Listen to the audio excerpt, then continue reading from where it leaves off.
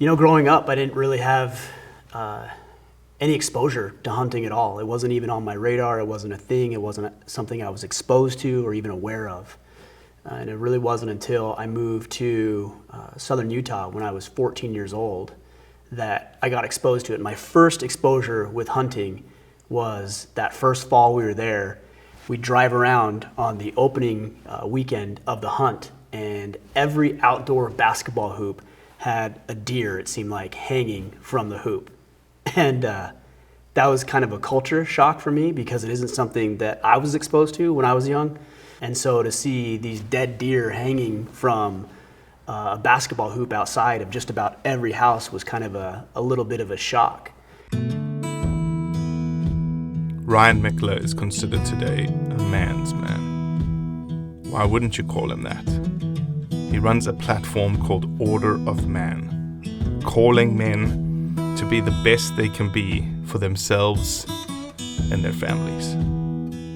You would think, given who he is today, that he would have been raised in a hunting and rural lifestyle since a small boy. Well, he was actually raised in California and was not exposed to hunting at all. He has actually only been hunting for the last 3 years. Ryan would be classically defined as a late adult onset hunter.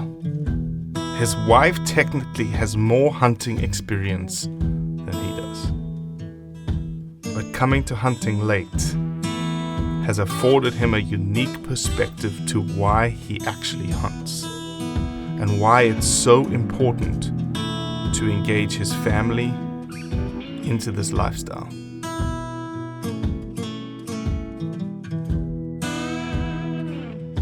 We live in really interesting times. There's a huge disconnect between the food that we consume, the luxuries that we enjoy, the clothes that we wear, to where this actually comes from. And because we're so disconnected, I think a lot of people jump to the conclusion that it miraculously just shows up, the food that we consume, or it's just processed and made, because a lot of it is. And there's no connection to the wildlife, and there's no connection to the outdoors. And what I'm learning is there's a level of responsibility and stewardship that comes with hunting. And I think from the outside looking in, it's difficult to see because what most people see is the kill. And while that's a part of it, I mean, that is a critical component of it, obviously. What they don't see is the connection. And what they don't see and experience is being in the vicinity of another animal that doesn't even know you're there. I think we have a real obligation to be a steward over the resources that we have. But if you're not around those resources, if you're just a consumer of the resource, then how can you possibly be a good steward over it? And that's what I look at as hunting, is that not only do we want to go out and, yes, harvest animals, but we also want to ensure that we have a sustainable environment so that we can continue this tradition and our way of life. And then you start bringing kids into the mix. I've got 4 children. My oldest is somebody that I get to spend time in the woods with. And not only do we go out there and hunt, we plan and we prepare. We set up food plots and we set up bear baits and we go check our trail cams. And the excitement that just comes with the preparation is something that we get to bond over.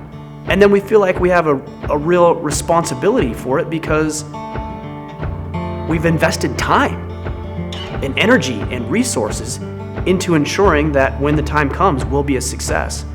But if all I ever did was go to the grocery store and buy a hamburger, I don't get those opportunities.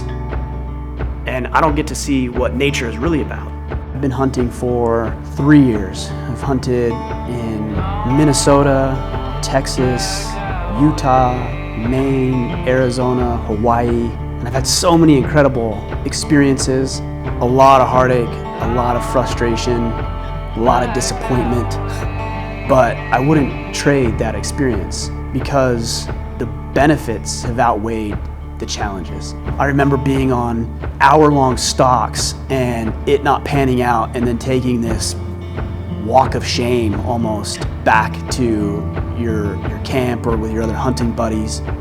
And even in that moment of like frustration and despair, there's also pride in it, because you know that you're out here doing the work, and so many other people are willing to take the easy route and not willing to get out into the arena, not willing to get their hands dirty.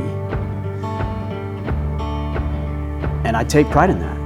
It's amazing to know when you sit down at dinner that the food that you and your family and your friends are eating is because you spent hours and hours and hours working for that meal. And I'm looking forward to a lot more hunts. My name is Ryan Michler. I'm a husband and a father, and hunting is helping me become a better man. Everyone has their own story. This is mine. It's in the blood.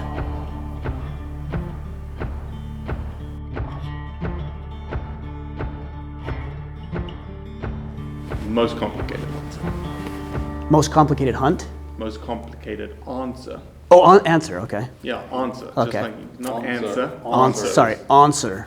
Answer in English. Sorry, tomato, got it.